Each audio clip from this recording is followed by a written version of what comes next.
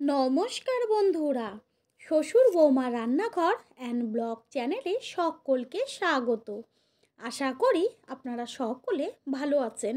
নতুন বন্ধুরা আমাদের রেসিপিগুলো যদি ভালো লেগে থাকে সাবস্ক্রাইব করে দেওয়ার অনুরোধ রইল ও পাশে থাকা বেল আইকনে ক্লিক করলে পরবর্তী ভিডিওগুলো সবার আগে আপনাদের কাছে পৌঁছে যাবে। নিরামিষের দিনে বাড়িতে অতিথি আসুক বা নিজেরা, শুধুমাত্র আলু দিয়েই তৈরি হয়ে যাবে দারুণ একটা নিরামিষ রেসিপি। তাহলে কি রেসিপিটি তৈরি করছি দেখে নেওয়া যাক। সবার প্রথমে এইখানে 200 গ্রাম ছোলার ডালকে আমি 3 ঘন্টা আগে জল দিয়ে ভিজিয়ে রেখেছিলাম, আর 3 ঘন্টা পরে আমি ছোলার ডালটাকে ভালো করে 3 থেকে 4 বার ডলে ডলে পরিষ্কার করে ধুয়ে নেব। ডাল ভালো করে ধুয়ে নেওয়া হয়ে গেল। এবার জল ছেঁকে একটি মিক্সিং জারের মধ্যে ডালগুলোকে দেব। ডাল সামান্য জল দিয়ে পেস্ট করে নেব। একদম পেস্টটা কিন্তু শুকনো শুকনো হবে। ডালের মধ্যে দেব কাঁচা লঙ্কা, এখানে 3টে কাঁচা লঙ্কা দিয়েছি, আর হচ্ছে আদার টুকরো দিয়ে পেস্ট করে নেব। ডালের পেস্ট করে নেওয়া হয়ে গেল। দেখাই যাচ্ছে যে কতটা শুকনো হয়েছে ডালের পেস্টটা। এবার একটি পাত্রে ঢেলে নিয়েছি ডালের পেস্ট। দেব স্বাদ অনুযায়ী লবণ, কালো জিরে আর হলুদ গুঁড়ো দিয়ে একসাথে মেখে নেব।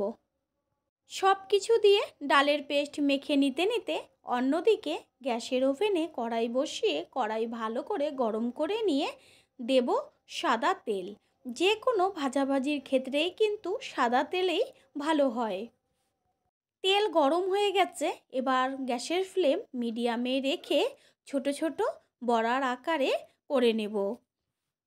ডালের বড়া নিচের পিঠটা হয়ে গেছে, এবার উল্টে দেব ওপরের পিঠটা হবার জন্য।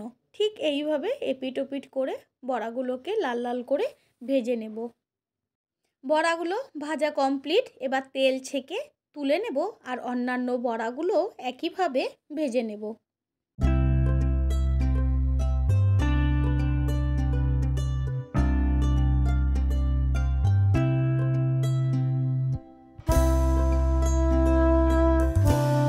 তেলের থেকে বড়াগুলো তুলে নিয়ে ওই তেলের মধ্যে দিয়ে দিচ্ছি ছোট ছোট করে ডুমো করে কেটে নেওয়া আলুও লাল লাল করে ভেজে নেব।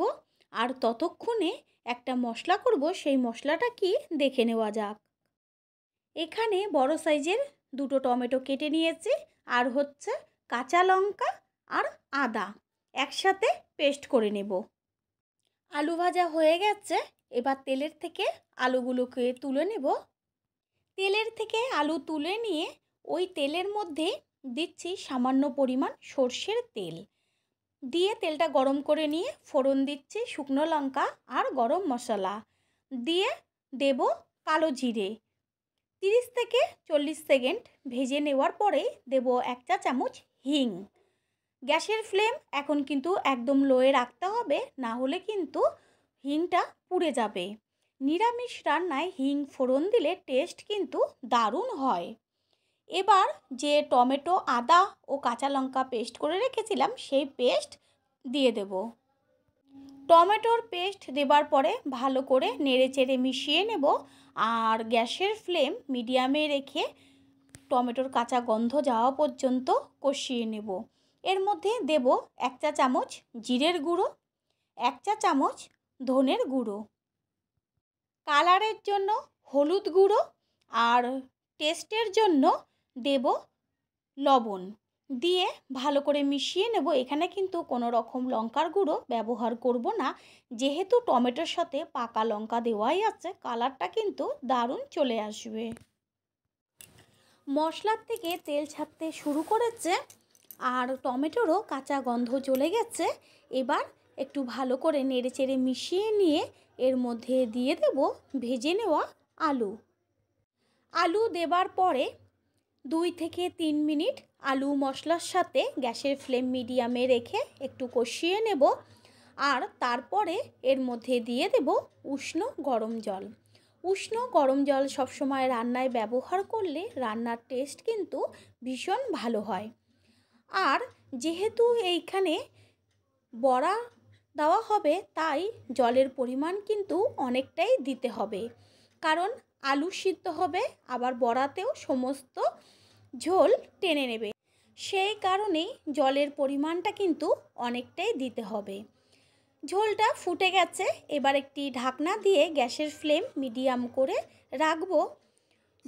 কড়াইয়ের ঢাকনা সরিয়ে দিয়ে একবার ভালো করে মিশিয়ে নেব আর দেখে নেব আলু সিদ্ধ হলো কি না। আলু সিদ্ধ হয়ে গেছে, এবার এর মধ্যে দিয়ে দেব ভেজে নেওয়া বড়াগুলো। বড়া কখনোই আগের থেকে দেবেন না, নাবানের আগে বড়াগুলো দিয়ে নাবিয়ে ফেলতে হবে। এবার বড়া দেওয়া হয়ে গেল, ভালো করে মিশিয়ে নেব। এবার এর মধ্যে দিয়ে দেব গরম মশলা 1 চা চামচ আর গ্যাস অফ করে ওপরে দেব ঘি। গরম মশলা আর ঘি মিশিয়ে নিয়ে ওপরে টেস্টটা আর একটু বাড়াবার জন্য ছড়িয়ে দেব কুচিয়ে নেওয়া ধনেপাতা। এবার 2 মিনিট মতন একটি ঢাকনা দিয়ে ঢেকে রাখবো, তারপরে একটি পাত্রে তুলে নেব। তৈরি হয়ে গেল আজকের রেসিপি ছোলার ডালের বড়ার ডালনা। রেসিপিটি কেমন লাগলো লাইক, শেয়ার, কমেন্ট করে অবশ্যই জানাবেন। আশা করি ভীষণ ভালো লাগবে। আপনাদের দেওয়া একটা লাইক কিন্তু আমাদের কাছে অনেক অনেক গুরুত্বপূর্ণ, তাই লাইক দিতে কেউ একদমই ভুলবেন না। আপনাদের কাছ থেকে চাই আমরা অনেক অনেক ভালোবাসা ও সহযোগিতা। All friend, thanks for watching my video. আপনারা সকলে ভালো থাকবেন, সুস্থ থাকবেন। আবারও দেখা হবে অন্য কোনো রেসিপির এপিসোডে।